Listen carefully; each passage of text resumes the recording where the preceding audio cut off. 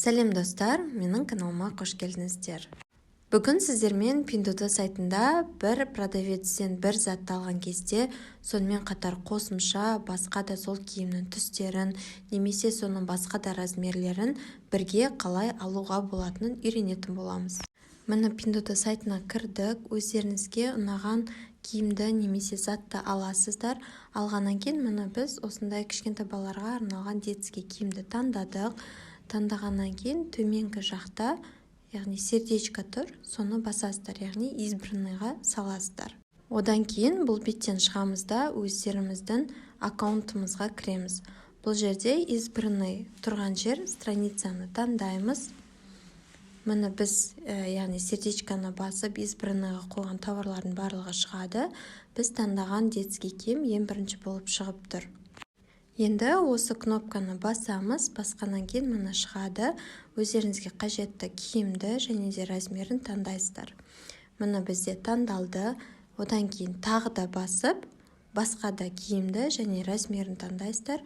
Екеуі таңдалды. Осылай өздеріңізге ұнаған киімді және де размерлерін таңдай бересіздер. Мысалға, соңғы рет осы киімді таңдадық және де размерін 73 деп таңдаған болатынбыз. Бірақ бұл размер бізге керек емес болғандықтан X-ті басып, қайтадан өзгерте берсеңіздер болады. Яғни 73-дің орнына 66-ны таңдадық.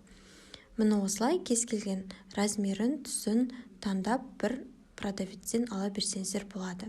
Және де керек емес болса, барлығын осылай шет жаққа қарай итеріп, удалить етіп тастауға болады. Міне осы әдіс арқылы сіздер бір магазиннен бір киіммен шектелмей, бірнеше киімді және де оның түсін, размерін таңдай отырып ала аласыздар. Осы әдіс сіздерге ұнады деген ойдамын. Егер ұнап жатса, менің каналыма тіркеліп, лайк басып және де комментарий жазуды ұмытпаңыздар. Ал енді сіздерге басқа киіммен мысал ретінде көрсетейін. Таңдаған киімдеріңізді жүрекше басып, избранныйға қоясыздар. Одан кейін өздеріңіздің страницаларыңызға кіріп, ол жерден избранныйдың папкасын таңдайсыздар. Осы әдіспен кез келген киімнің түсін, түрін және де размерін таңдап, бір магазиннен бір емес, бірнеше киімді ала аласыздар.